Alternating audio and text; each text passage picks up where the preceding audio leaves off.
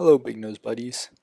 Um, Happy Halloween slash Halloween season whenever this video comes out.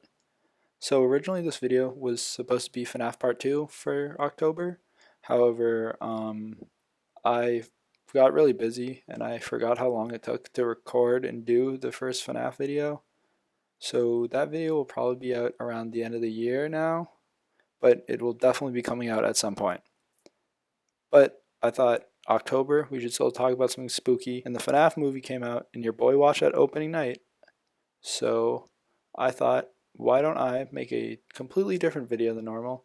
And I will discuss what I thought and my reactions to the FNAF movie. The audio of this probably will not be edited, also, just FYI. I'll probably do like retakes and stuff to make it or clean it up a little bit, but I wanted this to be like a genuine conversation, or at least talking to you guys, because I feel like sometimes I just lecture at you guys, and I know I'm not like a huge channel or nothing, but it's important to actually speak to the people who are watching you guys and like watching your videos, because you're a big YouTube is all about the audience, and so I thought I would come on here and speak to you guys about something that I personally really enjoyed. This review will contain spoilers just because I felt it would be too hard to actually give a full in-depth review and feedback of what I thought of the movie without talking about like spoiler stuff within the movie. So, spoiler warning now. If you haven't seen the movie, go watch it and come back here. Okay, let's hop right into it. I personally think this movie was fantastic. Genuinely would give it an 8 out of 10 at like the least. And maybe my opinion is recency bias, but the more I think about this movie, the better it gets in my head, if that makes sense. Like I went with two friends, and one of them isn't like into the franchise at all, really. And even they said that they really thought this movie was good just from like a casual standpoint, even if they didn't understand why people were cheering at certain times or why things were happening the way they were. And I think that's really important that the studio was able to make a movie that was good for casual fans and loved by hardcore fans. And to be fair, Scott Kaufman did say this movie was for the fans of these games and books and everything before anything else. Before the critics, before the casual audience, it was about the fans and doing right for the fans. And I feel like they did a fantastic job of delivering on that, like immediately from the get-go. Let's talk about that actually. The beginning of the movie. So with the night guard, who was supposed to be Markiplier, which kind of bummed it wasn't, but I really hope we'll see him in the second one. I'm almost 100% sure we'll see Markiplier in the second one. Not gonna hold it against the movie. I know Markiplier is filming his other movie, but first scene with Foxy humming and then the Freddy putting him in an animatronic scene, like obvious that's like first game necessities kind of. I mean, you didn't have to have Foxy doing the little pirate hum, but they did, and that was a very nice touch. But then the opening credits rolled, and that's what made me realize that this was going to be done at least with a more than required. Like it was going to be more than the bare minimum for fans. When I saw that the opening credits were the same style as the death mini games or lore mini games, the 8-bit mini games that show us the lore, like that was awesome to see in theaters. As a fan of the series for a long time, and especially seeing like that was the only time we saw purple, like having Purple Guy in this movie in 8-bit form still was awesome to see. Like it was just a cool thing to do that they really didn't have to. They could have kept that in live action and probably would have done the same thing. But having the 8-bit was like just a nice little touch for the fan base. But then we go into the actual movie and it's littered with these awesome Easter eggs like Sparky the dog being there. Okay, for all of you who don't know, Sparky the dog isn't a real animatronic. It was a fake hoax made all the way back when FNAF 1 came out, pretty much, of a dog being in the parts and service room, and then they made it into the movie. Like, there was no reason to do that. It doesn't have any importance to the story or really anything, but they just threw it in for, like, as a, like, if you know, you know sort of thing. That's awesome. And just while we're speaking of fan service, quote unquote fan service stuff, seeing the YouTuber representation. Like we knew Corey was going to be in the movie because of the trailers, and even that was awesome. And then having the Employee of the Month wall be filled with smaller, quote unquote smaller FNAF YouTubers like Dako, Razbowski, I believe Fusion was on there, Fusion Z Gamer. That was like not even needed. Like you could have totally just put like random extras on there, but having the smaller YouTubers, I think again shows the love and care and attention put into this movie, and that giving the credit back to the people who elevated this movie and this game franchise was a very nice detail. It was just very nice to see these people get the credit they deserve for making this franchise what it is today. And then Matt Pat showed up. And so I feel as if every fan of the series, like people who are really into it, have their one YouTuber who got them into it, whether it's Markiplier, Corey Kenshin, Dako, Razbowski, Matt Pat, Fusion Z Gamer, all of them. Like there's one person who got them into it and they've stuck with. The one who got me into it was Matt Pat, and so seeing him up there genuinely like made me like happy tear up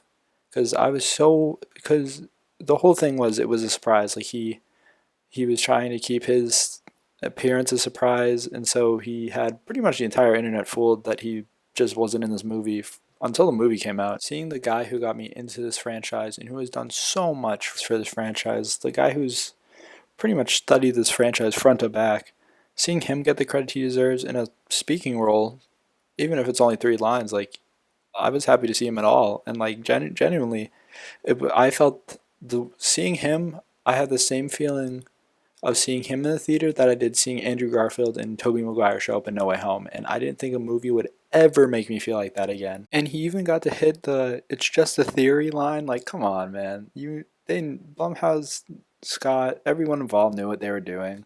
Naming him Ness just to point at the Sans' Nest theory, which is, for those of you who don't know, which is a huge joke on the Game Theory channel because of a theory a long time ago about Sans from Undertale being the same character as Ness from Earthbound. It was clear that this was done with the intention of making every part of this fandom happy. I mean, have you ever been in a theater where people were cheering the end credit song because of what the song was?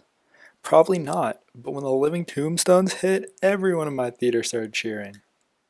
It's just true dedication and giving back to people that helped build the franchise and make it what it was today. Okay, but enough about the fan service characters. Let's go over the actual characters, starting with the animatronics. Me personally, I thought the animatronics were handled very well. The children possessing them, the little relationship between the children in the animatronics and the animatronics themselves was done very well. As the animatronics can go from harmless to incredibly dangerous, and so can the children. Like, the children were on demon time the entire movie. They were arguably the scariest part. Even when they weren't being scary, like when they were playing with Abby or when they built the fort, I felt like that was all executed really well because it easily could have come off as cringe, and it just didn't. I felt like it helped build the animatronics as spirits trapped inside really well. Not to mention, all the animatronics looked incredible. Chica, Freddy, Foxy, the cupcake even, all looked great. The only like two very minor problems I had was I wish Bonnie was a like slightly darker shade of blue just to match the first game appearance a little better, but I'll get over that. And the other thing was I wish Golden Freddy was more yellow because it more just looks like a broken version of Freddy, which like I understand why they did that, but I just wish it looked more like Springtrap's color rather than Freddy's color, you know? But again, that's two very minor things that don't affect my enjoyment of this movie at all.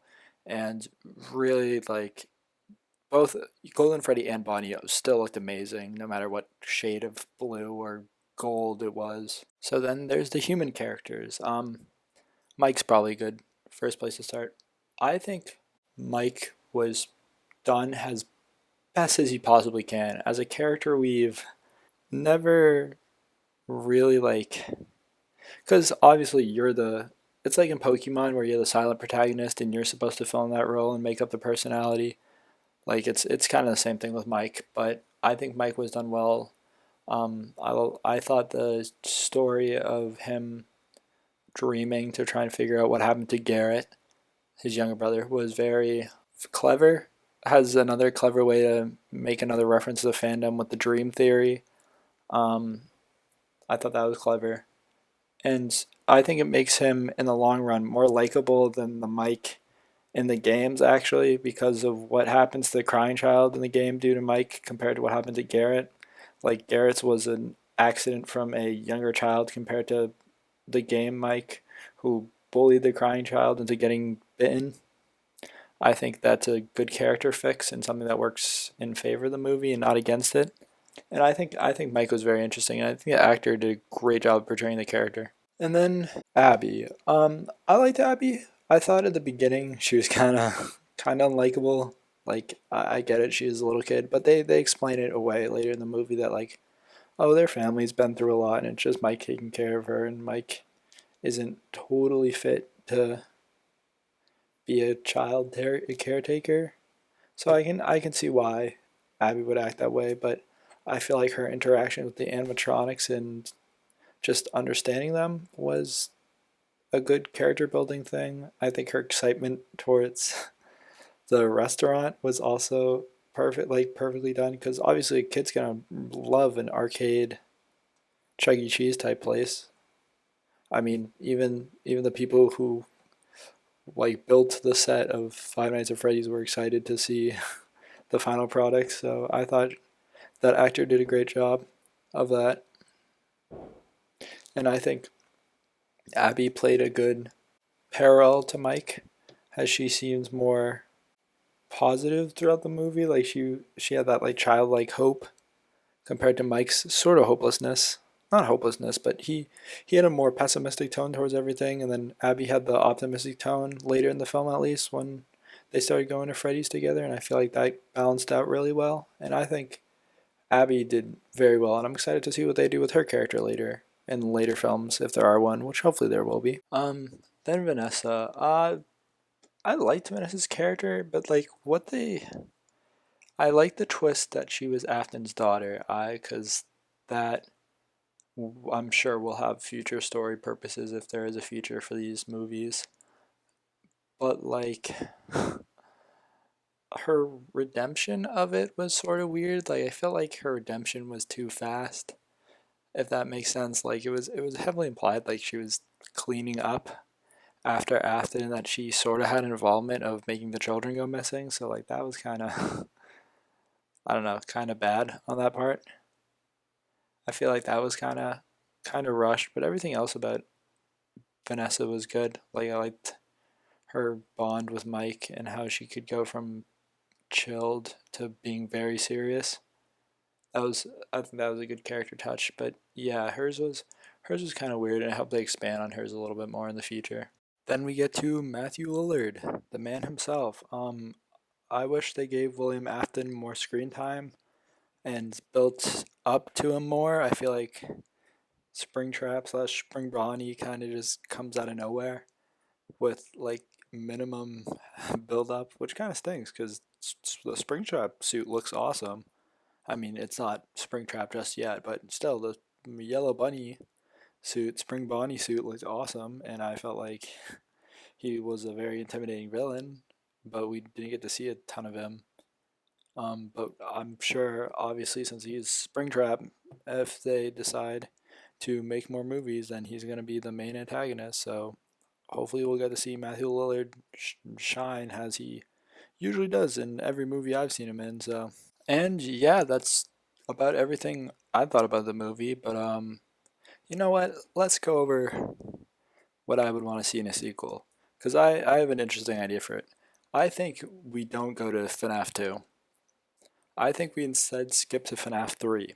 You turn the building that's destroyed into a horror attraction due to all the like rumors and stories that'll come out at like to the public after what has happened, and you make a horror attraction based on it.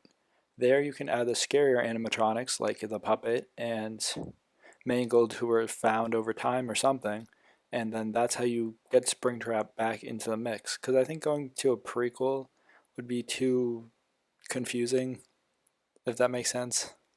Like I feel like not having Mike be the main character and going to a whole new set of people would be a little weird at this current moment in time, especially for the casual audience. But I think doing FNAF 3, because then you could have Garrett come back if he's the puppet. You could do you could have the puppet, or even Mike maybe will have flashbacks of the FNAF 2 locations. Probably the puppet could go over like how he gave the animatronics life in the FNAF 2 location. And then if you want to continue with dream stuff, you can be like, oh, the children are haunting Mike now because Afton's back. So you can do FNAF 4 with the nightmare animatronics. Um, and then I definitely think Vanessa becomes Baby instead of Abby, which I know sounds crazy. I think that just the way it's building to how she was already like sort of Springtrap's apprentice or whatever, I think that leads into Baby a little bit better than Abby would. And then if you're gonna do the full trilogy, I think the last game has to be Pizza Simulator, or where you're getting the whole group back together. You know, you got Baby, you got Springtrap, you have all the original group into one character, and then maybe Golden Freddy. I want to see if they do more with Golden Freddy in the future.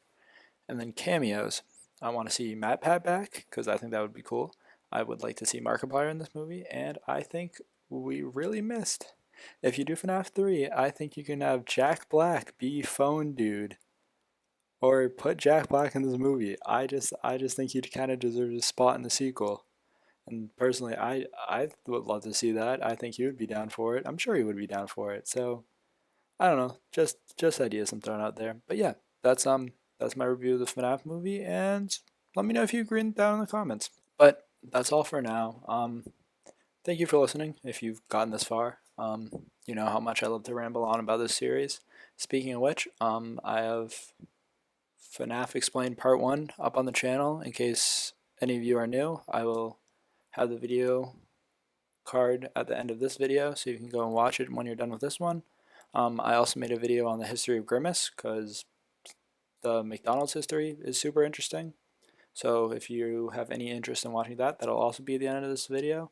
And just wanted to say thank you. And I know this isn't the regular video. I'm sure we're going to do another Shiptheory Explains next month and probably December.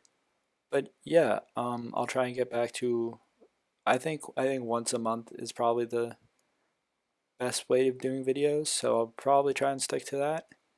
But yeah, thanks for watching, and I hope you enjoyed. And I hope to see you next time. Bye bye.